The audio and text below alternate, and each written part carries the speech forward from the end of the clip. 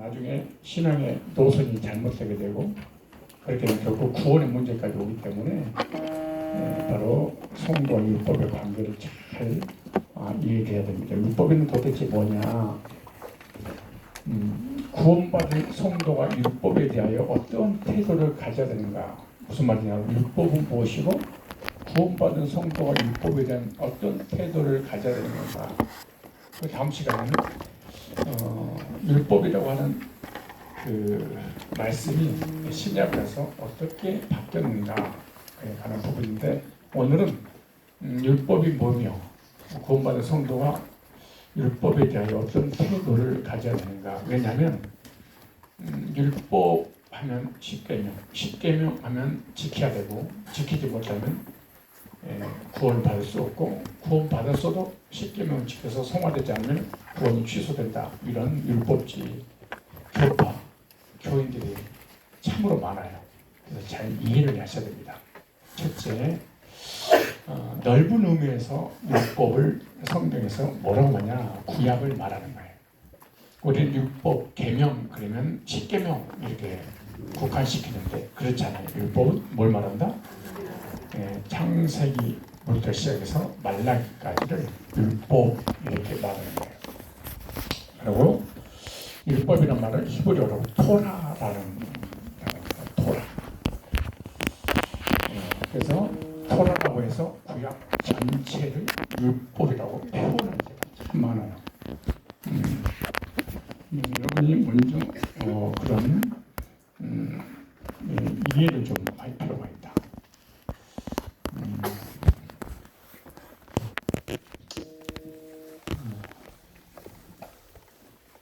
그래서 요한복음 12장 34절에 보면 이 무리가 대답하되 우리는 율법에서 그러면 여러분 교회 오래 다니보면 나도 모르는 사이에 가려고 10계명에서 이렇게 생각을 해요. 그러니까 아니에요. 율법에서 구약에서 그 말이에요. 그리스도가 영원히 계신담을 들었거늘 너는 어찌하여 인자가 들려야 하리라 하느냐. 이 인자는 누구냐 이렇게 말했어요. 요한복음 15장 25절에는 그러나 이는 저희 율법에 기록된 바 저희가 연고 없이 나를 미워하였다는 말을 응하게 하려 함이니라. 여기서 나오죠. 율법, 구약 그 말이에요. 자, 시편에 있는 말씀을 인용하여 예수님께서 말씀하시는데 그래서 시편도 율법이라고 말하는 거예요. 그러니까 10계명이 율법이다 이런 머릿속에 이걸 지워야 됩니다. 거의 대부분 사람들이 율법, 10계명, 모세의 법에서 그렇게 생각하는데 그렇잖아요. 신약에서 말하는 율법은 구약 전체를 말하고 있다. 자,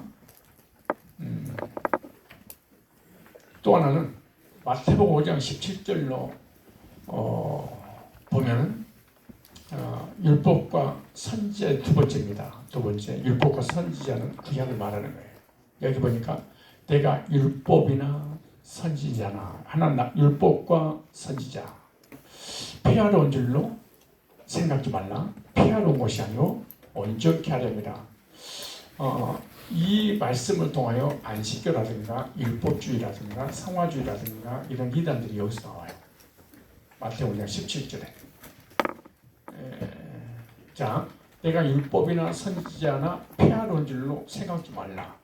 그러니까 율법 폐하지 않았다는 거죠. 이 말씀 그대로죠. 폐하러 온 것이 아니요 완전케 하려 함이로다. 그러니까 율법 폐한 게 아니고 예수님께서 이 땅에 오셔서 율법을 지켰던 것처럼 예수 믿는 그리스도인들도 율법을 지켜서 구원을 받아야 된다. 그리고 구원 받아서도 율법이라고 하는 10계명을 지켜서 성화를 이루어서 구원을 받아야 된다. 그래서 성화의 기준이 뭐냐? 10계명이다. 이렇게 생각하고 교리를 가르치는데 이 공동번역에 보면 아주 쉽게 이해할 수가 있어요. 내가 율법이나 예언서의 말씀을 없애러 온 줄로 생각하지 말라. 없애러 온 것이 아니라 오히려 완성하러 왔다. 번역 잘 됐죠? 완전케 하려 하면 이걸 갖다가 번역 어떻게 했어요? 완성하러 왔다. 구약은 미완성 그 말이에요. 그러니까 예수님이 오셔서 미완성된 이 메시아를 보내주겠다고 예언한 그 말씀을 내가 이루러 왔다 그 말이에요.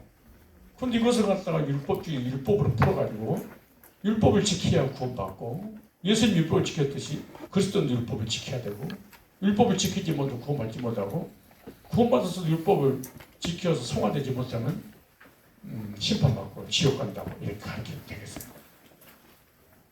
다른 성경만 조금만 인용을 해도 금방 이해를 할 수가 있을 거 아니에요. 자, 율법이나 선지자는 뭘 말한다? 구약 자체를 말하고 있다. 자, 그래서 율법이나 선지자를 폐하는 줄로 생각지 말라. 폐하는 줄로 생각지 말라. 율법과 선지자와 시편은 다 뭘 가리킨다? 구약을 가리킨다. 그래서 구약 성경을 총망라해서 율법이라고 했다 그 말이에요. 그래서 예수님은 구약을 없애려고 오신 것이 아니다. 없애려고 오신 게 아니에요. 예수님 직접 말씀하셨어요. 구약은 율법을 다 지켜야 구원받는다는 율법주의자의 오해입니다. 이 본문 한 절을 가지고 수억 명의 이단들이 발생하게 된 거예요. 무서운 거죠 사실. 십계명에 대한 말씀이라고 오해하는 사람도 있어요. 다 틀린 거예요. 거짓말이에요. 속은 거예요. 십계명을 피하는 줄로 생각지 말라 이렇게 해서 한 거예요. 그리고 십계명이 피하지 않았다. 십계명을 지켜야 된다. 그래서 구원받고 성화돼야 된다라고 가르치는데 그럼 십계명은 어떻게 됐을까? 다음 시간에 너무 중요하니까 아껴뒀다가 다음에 하기라고. 자, 여기 보니까 어떻게 한다? 완전케 하려 함이라다. 이 말이 플레레오라는 헬라어입니다. 플레레오. 이 플레레오 이 말은 채우다 이런 의미예요. 완성하다, 성취하다. 무슨 말이냐? 메시아를 통해 하나님의 구속의 계획을 성취할 것이다 이 말이에요. 구약의 율법은 예수님을 보내주실 것이다. 예수님이 이 땅에 오셔서 그 예언을 성취하실 것이다 라고 하는 거예요. 그래서 내가 성취하러 왔노라 그 말이에요. 그래서 플레로 이 말은 완성하다, 성취하다 이런 의미예요. 그래서 구약의 모든 예언은 그리스도에 대하여 기록한 책이에요. 요한복음 1장 45절에도 빌립이 나다니엘을 찾아내는데 모세가 율법에 기록하였고 이거 십계명이 아니죠? 모세오경이잖아요. 여러 선지자가 구약 성경이죠. 그 성경이 율법과 선지자가 계속 등장한 이유가 어때서 그런 거예요? 하나님이 계시를 받아서 구약성을 기록한 사람들이잖아요. 선지자가 그러니까 창세부터 말라기까지 39권이 기록한 그 일을 우리가 만났으니 요셉 아들 나사렛 예수니라 구약에 예언한 그 메시아가 오셨다. 히브리어로 메시아, 헬라어로 그리스도 같은 의미예요. 예수가 있고 그리스도가 있고 막 그러지 않아요. 그런 사역적인 면에서는 그리스도고 선지자 제사의 왕, 뭐 사도 이렇게 볼 수도 있지만 원래는 같은 의미다 그 말이에요. 사울이나 바울이나 그놈이 그놈이에요. 큰 자고 작은 자고 막 그러지 않아요. 헬라어식 발음이냐 로마식 발음이냐 정강고냐 고강종이냐 이거는 뭐야 그냥. 근데 그거 갖다가 예수 믿기 전에는 사울 큰 자 있는데 예수 믿고 난 다음에 작은 자가 됐다 막 그런 참 막 웃기는 거예요. 그런데 교인들이 그냥 무조건 막 아멘하고 은혜 받으니까 이게 문제들이 되는데. 자 보세요. 요한복음 5장 39절에 예수님이 직접 하신 말씀이잖아요. 너희가 성경에서 율법에서 구약에서 영생을 얻는 줄 생각하고 성경을 상고하거니와 이 성경이 곧 내게 대하여 증거하는 것이라. 예수님에 대해서 구약 성경이 다 증거한다. 그걸 내가 이루러 왔다고 말이에요. 그러니까 완전케 하라 십계명을 지켜서 구원을 이루어 간다 그런 뜻이 전혀 아니에요. 자, 그래서 예수 그리스도는 구약을 뭐 하려고 오셨다? 구약에 예수님에 관한 예언된 말씀을 성취하러 왔다. 마태복음 1장 22절에 그래서 신약에 보면 계속해서 구약에 선제로 하신 말씀을 이루려 하심이라 이런 말씀이 계속 반복되는 거예요. 그래서 마태복음 5장 17절 그 말이에요. 일점 미력도 부연 없이 내가 다 이룰 것이다. 성취할 거라고. 이 모든 일이 된 것은 주께서 선지자로 구약에 계시 받아서 구약성 기록한 선지로 하신 말씀을 이루려 하심이라 가라사대. 마태복음 4장 14절에도 이는 선지자 이사야로 하신 말씀을 이루려 하심이라 일렀을 때 그리고 예수님이 이 땅에 오셔서 율법을 폐하러 오신 것도 아니고 구약의 그 율법을 성취 완성하시려고 오셨다. 그러니까 그리스도는 새 언약을 통하여 옛 언약을 완전케 하셨다. 그렇게 말씀하세요. 그래서 율법은 반드시 뭐하리라? 이루리라. 무슨 말이에요? 구약의 예수님에 관한 예언은 하나도 빠지지 다 성취될 것이다. 그렇게 말해요. 그래서 구약의 모든 예언은 그리스도에 대하여 기록한 책이에요. 즉 메시아에 대해서 기록한 책이에요. 예수님의 탄생과 공생애와 죽음과 부활과 승천 다 구약성경에 기록된 말씀들이죠. 자, 그 말씀을 조금만 찾아볼까요? 자, 누가복음 24장 44절 다시 보겠습니다. 누가복음 24장 40몇 4절 또 이르시되 내가 너희와 함께 있을 때에 너희에게 말한 바 곧 모세와 율법이네. 모세오경이네.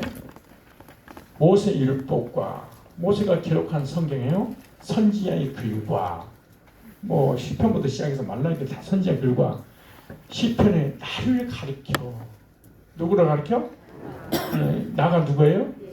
예수님을 가리켜 기록된 모든 것이 이루어져야 하리라 한 말이 이것이라시고 이 저희 마음을 열어. 그러니까 우리가 능동태로 내 마음을 연다고 해서 은혜 받고 눈물을 흘리고 감격을 흐를 수 없어요. 하나님의 말씀을 깨닫고 은혜 받고 구원받는 것은 다 수동태 연애예요.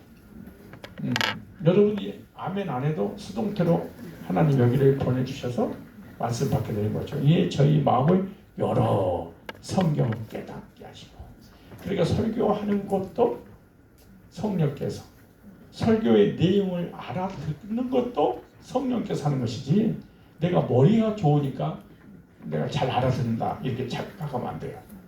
머리 좋은 거하고 물론 좀 좋아야 되겠지.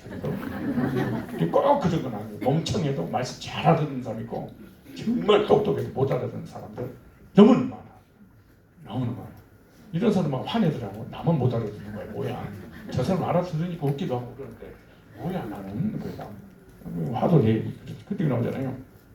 마음을 열어 성경을 깨닫게 하시고 어떤 성경이에요? 또 이르시되 이같이 그리스도가 고난을 받고 제3일에 죽을 자고 살아날 것과 또 그의 이름으로 뭘 보도 죄 사함을 얻게 하는 회개가 예루살렘으로부터 시작하여 모든 족속이 전파될 것이 기록되었으니 너희는 이 모든 일에 뭐라? 증인이라 이렇게 말씀하죠. 사도행전 2장 지금 예수님 죽으셔서 부활하셔서 엠마오로 가는 제자들이 나타나셔서 구약의 예수님에 대한 예언을 예언된 그 주체가 나다. 내가 죽었다가 부활해서 너희에게 나타난 것이다. 또 성경을 해석해 줬잖아요. 자, 근데 사도 베드로가 사도행전 2장에 보니까 주님 부인하고 주님을 떠났지만 오순절 마가다락방에서 성령 세례 즉 구원받고 난 다음에 설교한 내용 중에 하나가 사도행전 2장이에요. 사도행전 2장인데 사도행전 2장의 내용은 어떤 내용이냐? 바로 다윗에 관한 내용이죠. 자, 또 한번 읽어보겠습니다. 자, 사도행전 몇 장? 2장 25절에 다윗이 저를 가르쳐 가로되 내가 항상 내 앞에 계신 주를 배웠으며 처음 얘기하면서 이는 내 영혼을 음부에 버리지 아니하시며 주의 거룩한 대로 썩음을 당치 않게 하실 것이미로다. 29절에 형제들 내가 조상 다윗에 대해 담대히 말할 수 있노니 다윗이 죽어 장사되 그 묘가 오늘까지 이룰 줄 있도다. 그는 누구라? 선지자라. 하나님이 이미 맹세하사 그 자손 중에 아브라함과 다윗의 자손 예수 그리스도의 세계라.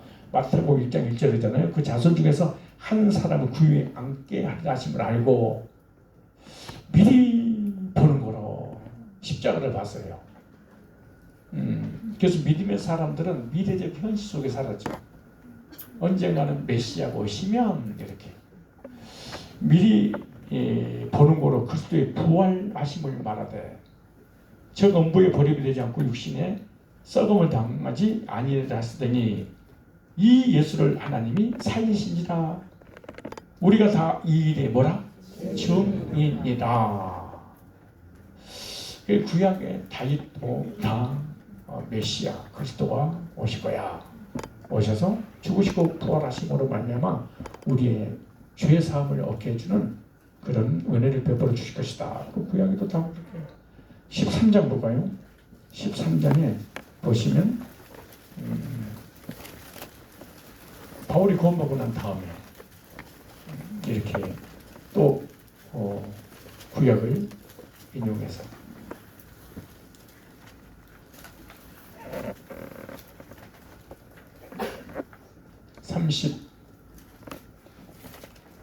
(33절에) 곧 하나님이 예수를 일으키사 33절에요. 13장 자녀이 이 약속을 이루게 하셨답니다.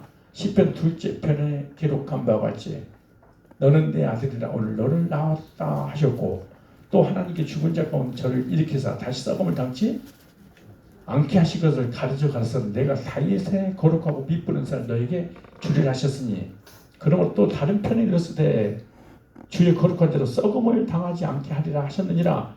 다윗은 당시에 하나님 뜻을 조차 섬기다가 잠들어 그 조상들과 함께 묻혀 썩음을 당하였으되 그러니까 본인 얘기 아니라는 거예요. 다윗이 다윗 얘기 아니라는 거예요. 부활하지 않고 죽었지 않냐? 무덤에 그대로 있지 않냐? 하나님이 살리시면 썩음을 당치 않다. 3년 후 부활하신 예수님이에요. 근데 38절에 그리고 딱 이렇게 적용을 시켰어요. 그러므로 형제들아 너희가 알 것은 이 사람을 힘입어 예수 죽으시고 부활을 힘입어 죄의 사함을 너에게 전하는 이것이며 뭘 받아요? 죄의 사함 이것이며 또 모세의 율법으로 너희가 어렵다 없이 멀지 못하던 모든 일에도 율법으로는 절대로 구원받을 수가 없구나. 뭐라 그랬어? 없구나. 십계명을 지켜서 구원받을 수 있다면 예수님이 왜 오셨겠어요? 어렵다시 못지 못하던 모든 일도 이 사람을 힘입어. 누구 이 사람이? 저 사람이 아니에요. 이 사람을 힘입어 믿는 자마다 의롭다 하심을 얻는 이것이니라. 항상 성경은 예수님의 예언, 예수님의 성취를 통하여 죄사 벗고 오래게 돼서 구원의 확신을 갖는 것, 다 이렇게 연결되어 있어요. 그래서 구약의 모든 예언은 그리스도에 대하여 기록한 책이다. 누가복음 2장 34절도 또 이르시되 내가 너희와 함께 있을 때 너에게 말한 바고 모세의 율법과 선지의 글과 시편에 나를 가르쳐 기록된 것이 이루어져야 하리라 한 말이 이것이라고. 그래서 일적 일획도 패하지 않고 이루어지는데 십계명이 다 이루어진다는 뜻이 아니에요. 예수님께서 계명을 다 지켰으니 너희들도 계명을 다 지켜서 십계명을 온전케 이루어라 이런 의미가 아니에요. 그리스도에 대한 예언이 빈틈없이 다 이루어진다는 뜻이죠. 누가 이룬다는 거예요? 예수님이 말씀을 구약하시고 말씀의 주체가 직접 사람을 오셔서 이루신다, 성취하신다 그런 내용이에요. 세 번째 좁은 의미에서 보겠습니다. 이제 넓은 의미의 두 가지 말씀드렸어요. 좁은 의미를 보겠습니다. 자, 모세가 시내산에서 받은 하나님의 율법을 좁은 의미에서 율법이라고 그러는데 요한복음 1장 17절에 율법은 어떻게 하세요? 모세로 말미암아 주신 것이요 은혜와 진리는 예수 그리스도로 말미암아 것이라. 누가복음 2장 22절에 보니까 모세의 법대로 결례의 날이 참에 아기를 데리고 예루살렘에 올라가니 모세의 법대로 율법대로 그랬어요. 그래서 좁은 의미는 모세가 시내산에서 받은 하나님의 율법이다. 율법. 자, 모세의 율법을 볼까요? 이스라엘 백성 애굽에서 출애굽하여 홍해를 건너 광야 50일째 되던 날 하나님께서 모세를 시내산으로 불러서 계명을 주시죠. 50일 만에. 예수님이 이 땅에 오셔서 십자가 못 박아 죽으시고 제자들과 함께 계시다가 승천하셔서 50일째 되는 날 오순절 마가의 다락방에 성령 오시죠. 그래서 구약은 모형적으로 보여주고 예수님이 실제로 오셔서 우리에게 성령 세례를 주는 거듭난 은혜를 주셨죠. 그래서 모세가 출애굽한 50일 만에 시내산에 올라가서 율법을 받았고 성령에서 이를 모세의 율법 이렇게 말합니다. 누구의 율법? 모세가 하나님께 율법 받아서 그런 거예요. 그래서 구약의 율법의 핵심을 요약해서 말하면 10계명, 613가지 계명을 받았는데 그 613가지 계명을 요약하면 10계명, 10계명을 요약하면 2계명 그렇게 하는 거예요. 자, 그래서 모세 율법의 그 핵심이 뭐냐? 핵심이 도대체 율법은 10계명, 옛떠냐 구약이다 이렇게 말해요. 무슨 언약? 옛날에 한 약속, 누구에게? 이스라엘 백성들에게 한 약속. 그래서 10계명을 모세의 율법이라고 하는데 그 모세의 율법을 구약 성경 이렇게. 그래서 넓은 의미에서는 구약 성경 전체를 얘기하고 좁은 의미에서는 모세가 받은 계명이었다. 그래서 히브리서 9장 18절 20절에 바울이 이렇게 기록이 났어요. 이러므로 첫 언약도 피 없이 세운 것이 아니니 첫 언약 모세가 율법대로 모든 계명을 온 백성에게 말한 후에 송아지와 염소의 피와 및 물과 붉은 양털과 우슬초를 취하여 그 채가 온 백성에 뿌려 이르되 이는 하나님이 너희에게 명하신 언약의 피니라. 그렇게 말했어요. 율법대로 계명을 온 백성이 말한 후에 자 출애굽기 24장 7절 8절 보니까 언약서를 가져 백성이 낭독하여 들림에 그들이 가로되 여호와의 모든 말씀을 우리가 준행하리이다. 모세가 그 피를 취하여 백성이 뿌려 가로되 이는 여호와께서 이 모든 말씀이 대해 너희와 세운 언약의 피니라 이렇게 말씀하고 있죠. 그래서 모세의 율법 핵심은 뭐다? 10계명이었다. 그럼 10계명 율법의 내용을 좀 보겠습니다. 율법의 내용. 도대체 율법을 받았는데 어떤 내용일까? 모세가 받아서 돌판에 기록된 계명입니다. 자, 신명기 4장 13절에 보니까 여호와께서 그 언약을 너희에게 반포하시고 너희로 지키라 명하셨으니 곧 10계명이며 두 돌판에 친히 쓰신 것이라. 지키라 명하셨으니 그러면서 딱 이렇게 저부름해서 10계명 이렇게 얘기했어요. 자, 시내산에서 모세에게 성막 내용과 절기와 먹고 마시는 것 등에 관하여 모든 율법을 주셨는데 그 중에 10계명은 하나님 직접 돌에다가 기록하셔서 주신 그런 내용입니다. 신명기 4장에 관한 내용이에요. 자, 모세가 받아 돌판에 기록했는데 하나님께서 이스라엘 백성이 주신 하나님의 율법의 요약이라고 할 수 있습니다. 자, 그래서 계명, 율법 다 하나님 말씀을 얘기하는데 로마서 13장 10절에 이렇게 막 하나님이 모든 말씀을 계명을 일러 가사대 말씀으로 일러 가라사대. 그래서 말씀과 계명은 동요로 쓰였다 생각합니다. 동요입니다. 그래서 잠언서 13장 13절에 말씀을 멸시하는 자는 계명을 멸시하는 자는 패망을 이루고 계명을 두려워하는 자는 상을 얻느니라. 그래서 하나님의 모든 말씀이 성경에서 뭐라고 표현하세요? 계명. 그러니까 계명이나 말씀이나 같은 의미예요. 그래서 십계명은 그중에 하나님께 주신 10가지 계명, 하나님께서 명령하신 말씀이다 그 말이에요. 뭐를? 십계명을. 자, 십계명을 좀 더 살펴보시면 하나님은 하나님의 말씀을 통하여 하나님 백성들에게 말씀하시는 거예요. 명령이신데 법이 아니라도 하나님이 명령이 있다 그 말이에요. 그런데 하나님 명령 그럼 딱 법, 뭐 계명, 십계명 이렇게 막 가둬버리는데 자, 계명은 하나님이 은혜로 시작되는 거예요. 하나님 말씀은 은혜로 시작되는 거예요.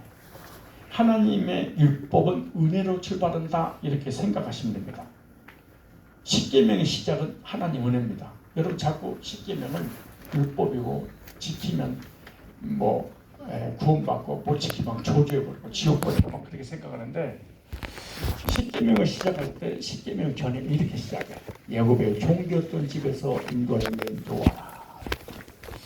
그러니까 십계명 전에 뭐 먼저 주신 거예요? 야곱의 종되었던 죄의 저주, 사망, 지옥에 갈 수밖에 없는 죄인들인데 유월절 어린 양 피의 공로를 위해서 모든 죄를 용서받고 무시무시한 사단의 바로의 권세 아래서 죄의 권세 아래서 세상에서 하나님 건져서 홍해를 건너 광야를 인도해서 십계명을 받았잖아요. 그래서 십계명이 먼저냐 종되었던 해방받은 것이 먼저냐 이거잖아요. 그러니까 행위가 먼저냐 은혜가 먼저냐 법이 먼저냐 하나님 은혜와 사랑이 먼저이냐 그 말이죠. 그래서 예굽의 종되었던 집에서 인도에 낸 요하라. 우리가 법을 지키고 교회 와서 구원받은 게 아니에요. 법도 모르고 법도 지키지 않았고 교회 와서 신앙생활 시작했더니 팍 나한테 죄인이라고 싸웠고 막 죄 문제 해결하면 막 지옥 간다고 막 엄포를 놓고 막 무시무시하게 막 이런 말씀을 듣잖아요. 어찌되었든 복음을 듣고 죄산 받고 구원을 딱 받았어요.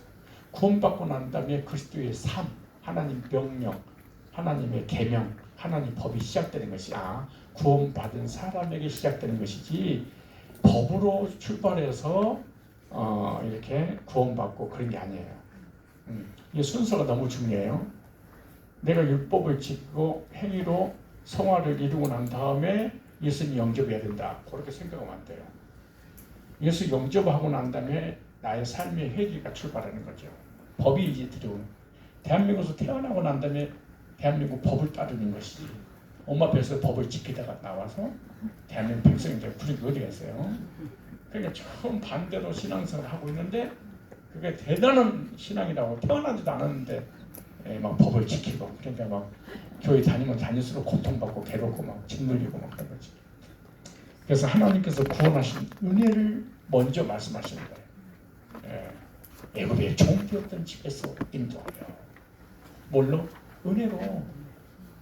우리 인간의 행위와 의지하고 전혀 관계없이 하나님께서 일방적으로 모세를 통하여 출애굽시켰잖아요. 우리의 행위와 관계없이 하나님께서 사랑하셔서 택하시고 섭리 가운데 이스라엘 보내셔서 실컷 죄를 짓고 있는데 주님이 교회 가기 싫은데 가자고 안 간다니까 가자고 그리고 왔더니 죄 문제 해결해주고 의인 만들어주고 영생 그게 먼저다 그 말이에요. 엄마한테 태어나고 난 다음에 엄마가 부르는 거지 태어나지도 않았는데 어디서 뭐가 있다고 엄마를 불러요. 그래서 구원 받았으니 하나님 백성이 되었으니 하나님 명령을 지켜라. 그러니까 또 십계명 지켜라. 또 머릿속에 그렇게 생각하면 또 곤란해. 하나님의 명령하신 하나님 말씀에 순종한 삶을 살아라. 그런 얘기지. 이제는 구원받아서 십계명을 지켜라. 이제 이스라엘 백성들은 그런 것이에요. 이제 애굽에서 나왔으니 이제는 말씀 안에서 살아야 되지 않겠냐. 근데 이제 좀 극단적으로 표현하면은 이 십계명은 하나님이 자녀들에게 주는 법이 아니에요. 노예들에게 주는 거지. 노예들이잖아. 애굽의 노예였었잖아요. 노예니까 막가파들이야, 깡패야, 강다리야. 법이고 뭐고 아무것도 없어. 그러니까 부모를, 엄마를 건들지 마라. 막 아버지 할체를 범하지 마라. 엄마의 할체를 범하지 마라. 예, 막 이런 그러니까 인간으로서 도저히 이해하지 할 수 없는 그 이성을 가지고 정말 이런 어떤 표현을 하나님 너무 하신다. 진짜 우습게 본 거야. 그냥 진짜 짜증난 거야. 이스라엘 백성들이 이 십계명을 받았을 때 하나님 앞에 따져야 돼. 내가 그렇게 쉬워 보입니까? 원래는 그랬어야 돼. 왜냐? 부모도 없고 가족도 없고 하나님도 없고 막 까파 인생들이잖아요. 그래서 최소한의 도덕을 지켜야 되지 않겠니? 그래서 준 거예요. 다음 시간에 말씀드리겠지만 아들에게는 이런 법을 안 줬어. 아들에게는 수준 높은 마음의 법을 줬지, 이 노예들에게는 겉으로 드러나는 도덕적 법을 준 거예요. 이게 도덕법이라고 하잖아요. 그러니까 최소한의 기본법을 지켜야 되지 않겠냐. 우리한테 만약에 하나님 이런 법을 준다고 막 도둑질하지 마, 사람 죽이지 마라. 예배 때마다 목사가 설교 시간에 여러분 사람 죽이지 마세요. 칼 푹 찔러서 사심에 뜨지 마세요. 목을 베끼지 마세요. 엄마를 건들지 마세요. 그럼 여러분 뭐라고 했어요? 아 진짜 목사가 나를 우리를 어떻게 보는 거야 지금. 아니 하나님 시켰는데요. 그러면 하나님이 우리를 막 진짜 짜증날 거야. 이런 설교를 지금 하고 있는 교회가 얼마나 많아. 얼마나 많습니까? 그래서 하나님께 주신 명령, 하나님 주신 말씀, 하나님 주신 계명은 구원 받으려고 지키는 것이 아니에요. 애굽의 종되었던 집에서 나왔으니 이제는 세상 사람처럼 살지 말고 하나님의 말씀에 근거해서 살아라, 그 말했잖아요. 그래서 은혜 받은 사람이 계명을 순종하는 것이 올리며 어려운 일이 아닙니다. 은혜가 말씀을 지키게 하는 것이지, 은혜는 없는데 말씀을 지키게 되면 고통이 오고 불행이 오고 도리어 힘들어, 짓눌리게 되는 거죠. 그래서 구원받고 하나님의 자녀가 된 사람은 하나님 말씀을 순종해야 되지 않겠냐. 이건 오히려 이제 적용을 하는 거예요. 자, 그래서 계명은 하나님보다 명령이다. 그리고 계명은 십계명이다 그러지 말고 하나님의 명령이다. 하나님의 자녀인 백성으로 써 준수해야 될 하나님 명령입니다. 최소한의 예의, 최소한의 기본법을 가지고 살아야 되지 않겠냐. 그래서 하나님의 계명의 말씀을 순종함으로 복을 받는 삶. 그 애굽에서 나왔어요. 하나님 자녀가 됐어요. 이제 이 법을 준행하면 내가 나가도 복을 받고 들어가도 복을 받고 떡반죽 그래. 너희 하는 모든 범사에 내가 복을 주리라. 그 애굽에서 살았던 것처럼 살아버리면은 나가도 저주받고 들어가도 저주받고 떡반죽이 저주받겠더라. 뭐 계속해서 그렇게 말씀하고 계시잖아요. 근데 애굽에 있을 때는 이런 계명을 안 줬는데 애굽에서 나오고 난 이후에 50일째 되던 날 이 계명을 주셨죠. 근데 이 계명을 사실은 이스라엘에서 지켰어요? 못 지켰어요? 못 지켰어요. 못 지키기 위해서 아시고 하나님이 성막에 제사를 줬어요. 못 지키니까 이 하나님 명령을 순종 못해. 그러니까 징계가 와. 그러니까 빨리 양을 잡아서 제사돼서 그 피로 속죄를 받아라. 그래서 하나님이 이 계명을 지키지 못할 것을 미리 아시고 제사 제도까지 다 주신 거예요. 해결책까지. 이것이 신앙의 예배잖아요. 그래서 구원받은 성도는 하나님의 자녀가 되었고 하나님의 자녀인 성도는 하나님 명령에 순종으로 복받은 자가 되어야 됩니다. 만약에 십계명에 피했으니까 하나님 말씀이 구약이 이제 사라지고 없어졌으니까 신약이 왔으니까 율법 필요 없다 이렇게 생각하면 돼요. 율법이라고 생각하지 말고 하나님께서 우리 주신 말씀이고 명령을 순종할 말씀하는 것이지. 만약 그렇게 되버리면 구원파가 되고 방종주의가 되고 아주 위험하게 되는 거예요. 자, 그러면 출애굽기 10장 1절로 17절에 보니까 10가지 조항으로 십계명이 이루어진 거예요. 몇 가지 조항으로? 10가지 조항. 맨 처음에 그렇게 말씀드린 제가 하나님 앞에 모세가 몇 가지를 받았다고? 613가지의 계명의 조항들을 받은 거예요. 근데 그것을 요약해서 성경에 보니까 뭐라 했다? 10가지 계명이라고 그랬다라고 했어요. 근데 그 10가지 이 10계명이 10가지 조항으로 열었는데 출애굽 20장 1절부터 17절까지 10가지 조항으로 되었는데 그래서 뭐라고 한다? 10계명이라고 합니다. 그래서 10계명은 두 가지로 구분될 수 있어요. 몇 가지로? 두 가지. 10계명은 두 돌비로 되어 있는데 두 가지 내용으로 되어 있습니다.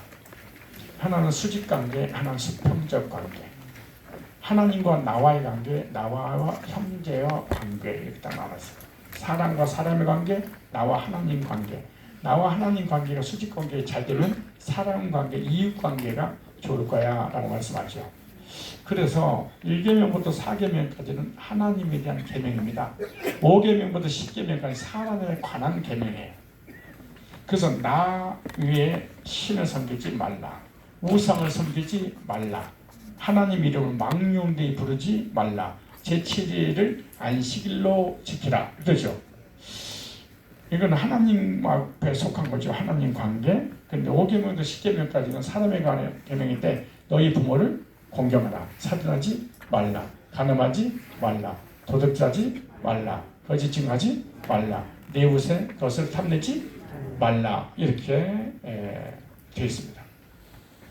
그래서 10계명의 내용을 통해서 하나님께서 우리의 삶에 대해서 요구하시는 명령이 무엇인지 알 수 있다 이 말이에요. 이스라엘 백성들이 출애굽하고 난 이후에 가나안 땅에 들어가서 이렇게 살아야 된다라고 하는 거예요. 이렇게 살지 못하면 구원을 못 받는 것이 아니라 징계를 당하고 복을 못 받는다 그 말이에요. 자, 첫째는 누구와의 관계? 하나님과의 관계. 그래서 10계명의 첫 번째 도입의 내용은 하나님에 관한 계명입니다. 하나님께 대한 계명. 이 네 가지 계명이 하나님에 관한 것이고 하나님에 대한 내용이 첫 번째 내용입니다. 그래서 하나님과의 관계를 명령을 하셨는데 다른 신을 섬기지 말 것과 우상을 만들지 말라는 것이며 하나님의 이름을 망령되이 걷지 말라는 것과 안식일에 대한 계명이 바로 하나님과 노아의 관계. 그래서 하나님은 우리와 이런 그 관계를 너무너무 중요시 하시는 거예요. 그래서 하나님을 어떻게 섬겨야 되는지에 관한 말씀인데 하나님의 말씀대로 그 계명을 순종해라. 하나님을 사랑하는 사람이 마땅히 해야 될 것이 아니겠냐라고 하는 거예요. 둘째는 사람과의 관계예요. 두 번째 돌비의 내용은 사람에 관한 계명인데 우리가 한번 읽어볼래요? 시작. 너희 부모를 공경하라. 살인하지 말라. 간음하지 말라. 도둑질하지 말라. 거짓 증언하지 말라. 내 이웃의 것을 탐내지 말라. 그래서 사람 관계를 명령하셨어요. 사람과 사람 관계. 부모에 대한 것과 살인, 간음, 도둑질에 관한 것이며 이웃 것을 탐내지 말라는 것과 거짓 증언하지 마라. 그래서 이웃과의 어떤 관계를 가져야 될 것인가에 관한 하나님의 말씀이에요. 그래서 이것이 10계명으로 국한되지 말고 창세기부터 말라기까지다. 그리스도인의 삶에 관한 내용이죠. 그래서 하나님의 사람들은 이웃에게 악을 행치 말아라. 이웃에게 사랑으로 대할 것을 명령해요. 그러니까 이걸 이제 2계명으로 딱 줄여서 예수님 오셔가지고 613가지를 10계명으로 10계명을 2계명으로 하나님 사랑하고 내 형제를 내 몸과 같이 사랑하라. 그래서 이 10계명을 요약하면 2계명인데 2계명은 무슨 관계? 사랑의 관계다. 이 10계명을 사실은 수직 예수님 오셔서 하나님 관계를 해보시켜주고 또 이웃 사랑을 해보시켜주는 게 바로 십자가의 구속이죠. 그래서 세상에 살 때 하나님과의 관계, 사람과의 관계는 어떠히 하는지에 관한 삶의 규율을 우리에게 주신 것이다 라고 하는 거예요. 자, 그래서 10계명을 요약하면 뭐다? 사랑이다. 마태복음 22장 35절로 30절에 보니까 그 중에 한 율법사가 예수를 시험하러 올 때 선생님이요, 율법 중에 어느 계명이 크니까? 예수께서 가라사대 내 마음을 다하고 목숨을 다하고 뜻을 다하여 주 너희 하나님을 뭐해라?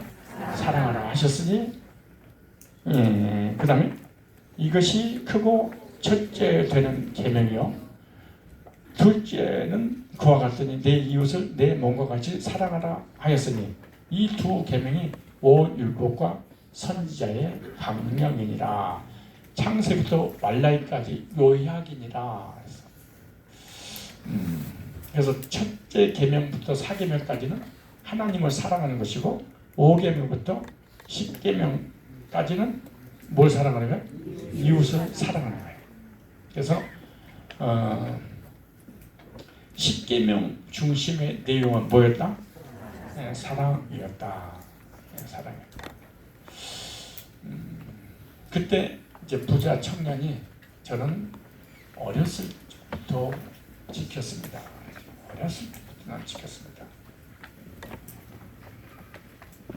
여기서 중요한 원리 하나를 발견하고 적용해야 될 것이 하나 있는데, 하나님을 사랑하고 내 이웃을 내 몸과 같이 사랑하라. 이것이 성경 66권의 핵심이다. 이렇게 말씀하셨어요. 그렇죠?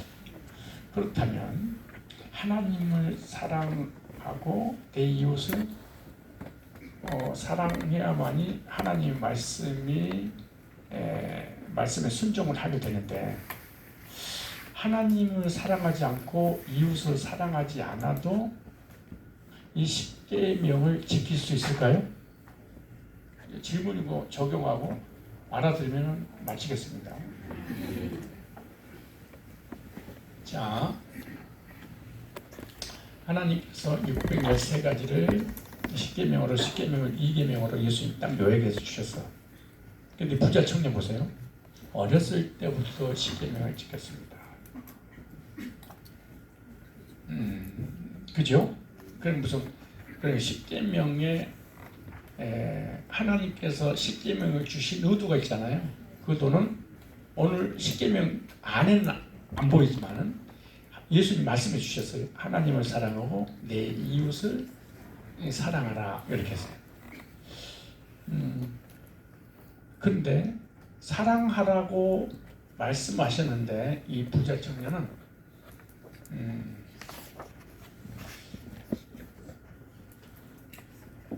어렸을 때부터 이 조항들을 다 지켰습니다. 그래서 어렸을 때 이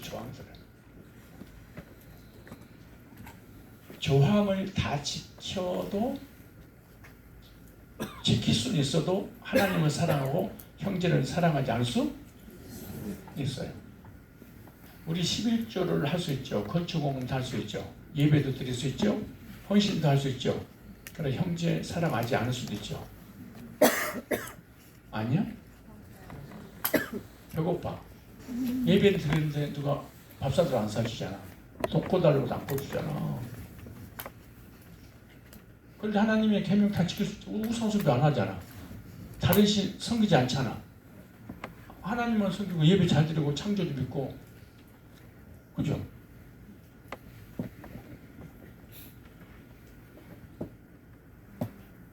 율법의 조항을 다 지켜도 하나님의 의도대로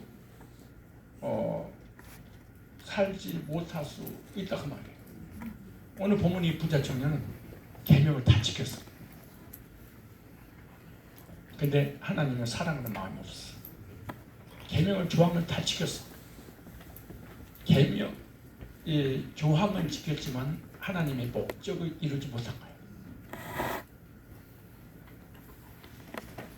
율법주의자들이 하나님을 사랑하고 형제를 사랑하지 않아도 10계명을 철저하게 지킬 수 있어요. 바리새인들처럼.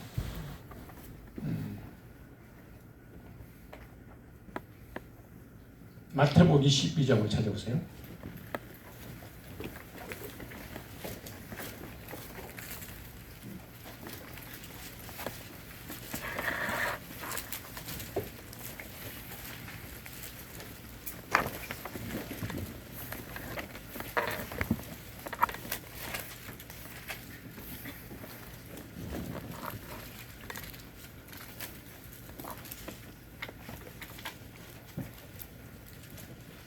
좀 더 찾아보세요. 마태복음 20장 19장을 찾아요. 19장 여기 이제 부자 청년이라는 내용이에요. 16절에 어떤 사람이 주께 와서 가로되 선생님이여 내가 무슨 선한 일을 하여야 영생을 얻으리까. 이 사람 영생에 관심이 많은 사람이에요. 예수께서 가르쳤을 때 어찌하여 선한 일을 내게 묻느냐. 선한 이는 오직 한 분이시니라. 네가 생명에 들어가려면 계명들을 지키라. 조항은 10계명 조항이잖아요. 가로되 어느 계명이오니까. 예수께서 가르쳤을 때 살인하지 말라, 간음하지 말라, 도둑질하지 말라, 거짓 증거하지 말라, 내 부모를 공경하라, 내 이웃을 내 몸과 같이 사랑하시라. 그러니까 사랑과의 관계네. 6계명부터 10계명까지. 그죠? 잘 보세요. 그 청년이 가로되 이 모든 건 내가 지켰사오니 아직도 무엇이 부족합니까? 다 지켰대. 그러니까 조항을 지킨 거야. 근데 목적을 이루지 못한 거예요. 조항은 지켰는데 이웃을 사랑하는 마음이 없었어. 하나님을 사랑하는 마음이 없었어. 하나님의 법을 지켜. 근데 사랑 없어도 얼마든지 지킬 수 있어요. 이거 율법주의라고 해요. 이게 바리새인이라고 해요. 요즘 교회도 얼마나 많아요. 여러분 부모 사랑하지 않고 가족 사랑하지 않고 믿음의 형제 자매 사랑하지 않아도 예배 잘 드리고 금식하고 헌신하고 충성하고 전도하고 선교하고 교회에서 살다시피 해. 안 사랑해도. 왜? 지켜서 구원받는 명이 들어요. 근데요 21절에 예수께서 가라사대 네가 온전하고 잘진데 가서 네 소유를 팔아. 돈 너무너무 많은데 주변에 가난한 사람도 많아. 근데 조항을 지키면서 가난한 사람을 개무시해. 그래 너는 보세요. 네 소유를 팔아 가난한 자들 주라. 그러면 하늘에서 보화가 네게 있으리라. 그리고 와서 나를 좇으라. 그래. 그 청년이 뭐가 많아? 여러분 헌금 설교하면 제일로 시험 든 사람 누구예요? 재물 많은 사람. 윤 장로님 같은 분들이라든가 이런 분들은 헌금 설교하면은 막 가슴 두근두근거리고 막 어느 교회로 갈까 여기까지인가 봐. 많은 분들이.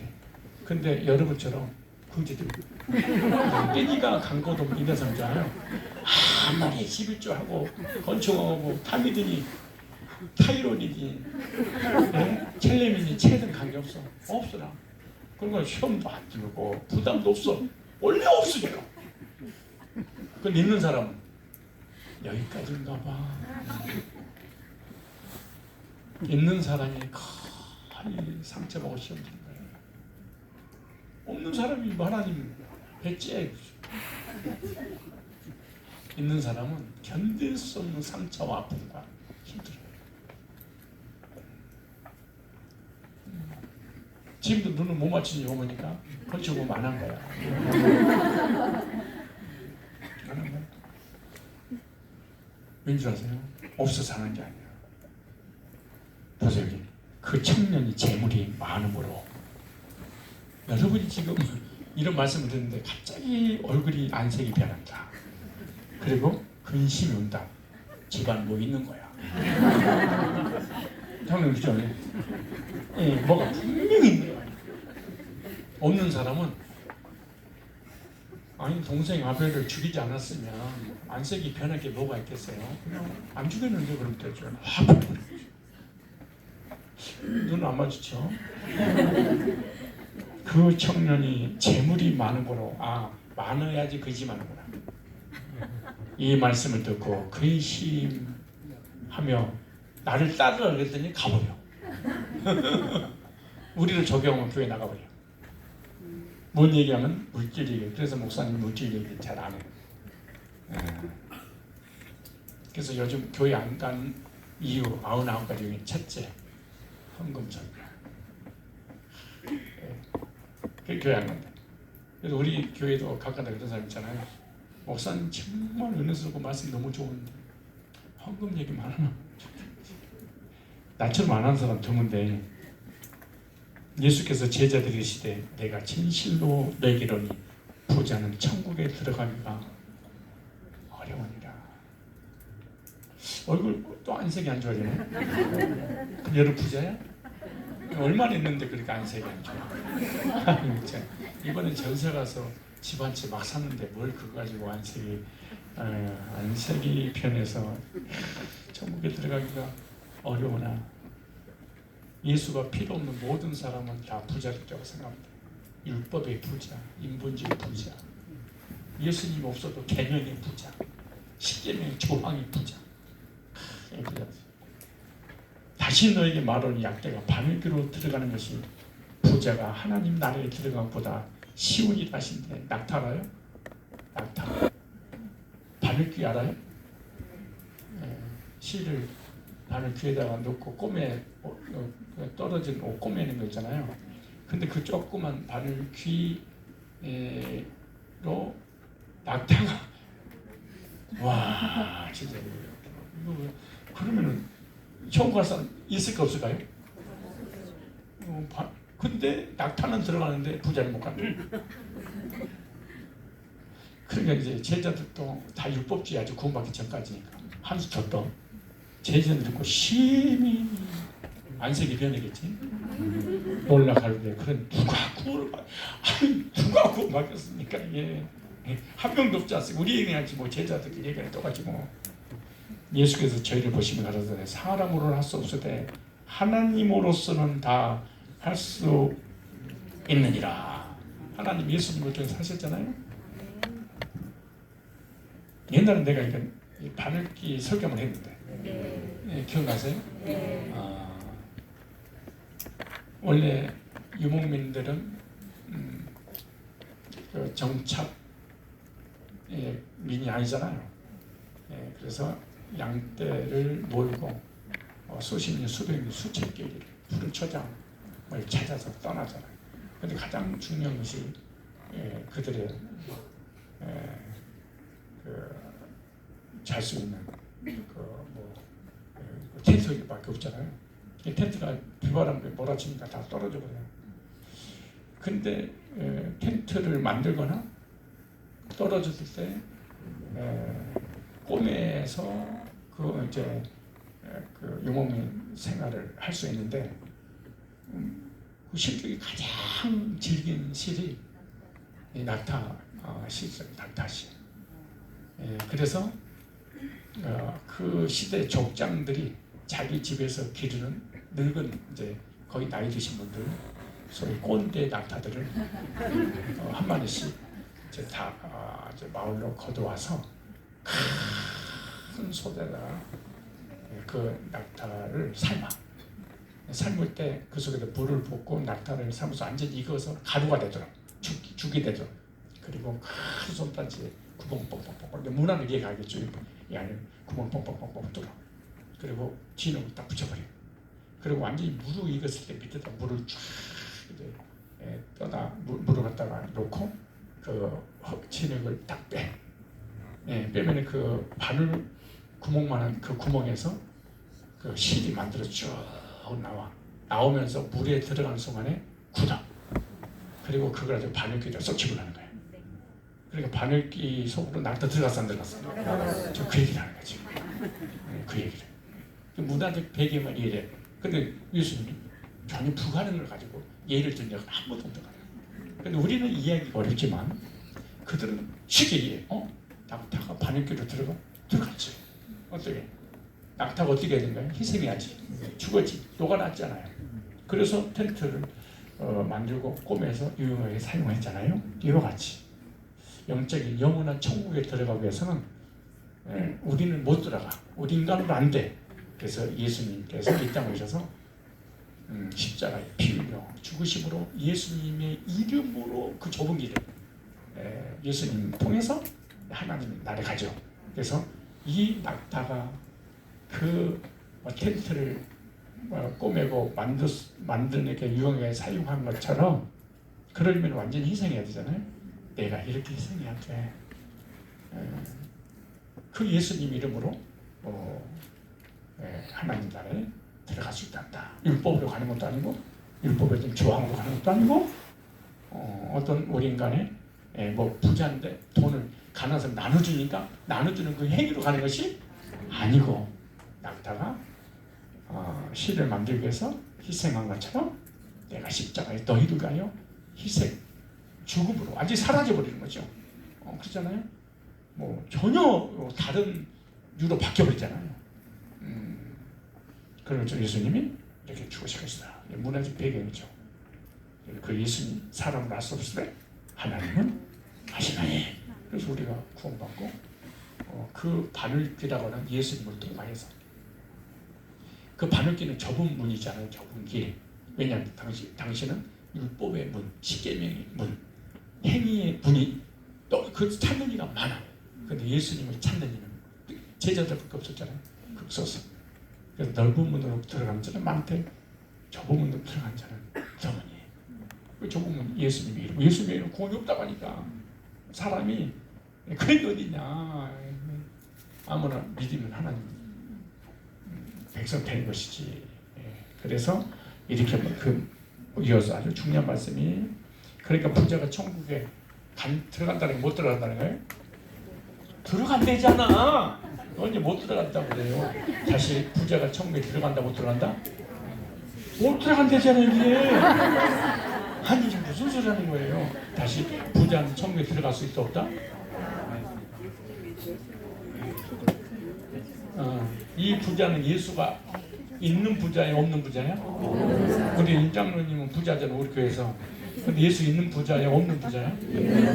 여기 마태복음 19장에 나온 이 부자는 돈이 많은 부자인데 누구는 없어? 근데 우리 임장님 누구도 있어? 예수도 있고 뭣도 있어? 돈도 있고. 이제 좀 이해가 가죠? 그러니까 또 그래 가서 설교도 부자는 천국 못 들어갑니다. 돈을 가져와. 시계 살 거야. 5억짜리. 막 이러면 안 돼. 이제 속으면 안 돼. 이제 문화적인 배경을 이해하니까 이 말씀 딱 들어줘. 맞아. 내가 이 문화적인 배경 하나 찾다가 기절할 뻔했어. 이거 그러니까 책을 얼마나 뒤져야 된다고 생각해. 이 한 구절 연결된 이 문화적 배경을 이해하기 위해서. 근데 내가 자꾸 유레카 그랬어. 혼자서 막 그래 그랬어. 왜 찾았냐? 내가 부자잖아. 못 들어간대잖아. 내 제네시스 타고 다니잖아. 그럼 그 시대에 이 부자보다 내가 더 부자잖아 솔직히. 걔는 뭐 제네시스 어디가 있어. 그렇게 좋은 집에서 사는 사람이 어디가 있어. 그리고 이런 이 건물 안에 여기서 그래서 그 사람보다 확 부자지. 근데 이 시대에 살아가는 사람 여러도 마찬가지야. 지금 뭐 옆에 그대 아파트 자이 아파트 살고 꾸미는 사는 거 이런 사람 다 총 못 가. 그들이 부자가 어디 있어 그들이. 예? 부자 들어간다 못 들어간다? 왜 목사님 계속 때우는 거예요? 내가 다 끝나서 십계명을 이제 폐했는가 이걸 연결하려니까 시간이 30분이 돼버렸어. 1시간. 그래서 좀 보너스로 하다 보니까 30분이야. 그래서 부자는 천국에 못 들어간다 이런 말도 잘못된 거고. 나는 가난하니까 나는 이제 돈 한 푼 없어. 헌금도 없어. 나는 거지야. 원래부터 엄마도 거지 나도 거지야. 그러니까 나는 천국 들어간다. 이것도 문제야. 예수 없는 부자는 다 가난하든 부자든 성경에서 다 부자라고 그래요. 근데 예수 믿는 구원받은 성도들은 다 마음의 부자인 줄 믿습니다. 영적인 부자들. 그래서 사람을 할 수 없을 때 하나님은 하시나니 이렇게 말씀하십니다. 자, 그래서 첫 계명부터 사명은 하나님 사랑하는 것이고 5계명, 10계명까지는 이웃을 사랑하는 것인데 10계명의 중심 내용은 뭐였다? 사랑이었다. 그래서 10계명의 요약은 뭐예요? 사랑. 그래서 10계명의 조항을 아무리 잘 지켰다 해도 오늘 다 지켰죠. 부자, 바리새인들 다 지켰잖아요. 사랑이 없다면 뭐 하는 것이다? 하나님의 말씀 자체를 성취하지 못한 사람이에요. 그러나 사랑을 가진 사람은 율법을 완성한 거예요. 조항을 안 지켰어도 뭘 보면서도 하나님께 주신 주황을 설사 지키지 않아서 할지라도 자 그래서 넘어서 13장 10절 읽고 마치겠습니다. 다 같이. 자, 자 찾았어요? 아니 로마서 13장 10절. 자 시작. 사랑은 이웃에게 아뢰지 아니하나니 그러므로 사랑은 율법에 완성. 하나님을 사랑하고 내 이웃을 사랑한다, 형제를 사랑한다. 그러면 율법을 다 지킬 사람이에요. 그런데 이 여기 나온 이 부자들은 하나님을 사랑하는 마음도 없고 형제를 사랑하는 마음이 없었는데 십계명을 다 지켜버린 거예요. 주왕을. 하나님의 법을 범한 자가 되고 만 거예요. 지키는 게 아니에요. 그래서 사랑은 율법의 완성이니라. 그래서 계명의 목적은 뭐였다? 사랑하다. 하나님을 사랑하고 이웃을 사랑하는 사람이 되라는 명령입니다. 하나님의 사랑을 체험하고 사랑의 삶을 살아가는데 하나님께 십계명을 통해서 주신 명령은 사랑이기에 하나님의 사랑 계명을 이루는 성도되어야 됩니다.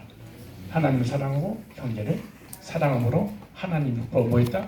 구약을 완성을 시켰다. 예수님 십자가에서 완성을 시켰죠. 완성된 우리가 믿음으로 구원받는 사람이 이 사랑을 실천하라. 그래서 십계명이다 이러지 말고 하나님의 명령, 하나님께서 주시는 말씀입니다. 자, 다음 시간에는 그럼 이 십계명은 신약에서 폐했는가 안 폐했는가? 아주 중요한 부분이 이걸 끌어올려고 3강을 연결시키려고 계속해서 여러분을 이끌어온 거예요. 십계명은 폐했는가 안 폐했는가? 폐했다는 사람도 있고 안 폐했다는 사람도 있다. 어떤 게 성경적으로 맞는가? 이것은 그 폐했다면 뭐가 폐했다는 것이고 안 폐했다는 말은 뭐가 폐했다는 것인가? 그걸 다음 시간에 말씀을 함께 나누도록 하겠습니다. 자, 주님께서 가르쳐 주신 대로 마치겠습니다. 잠깐만. 자, 오늘 주신 말씀으로 내가 30분밖에 9시 끝내야 되는데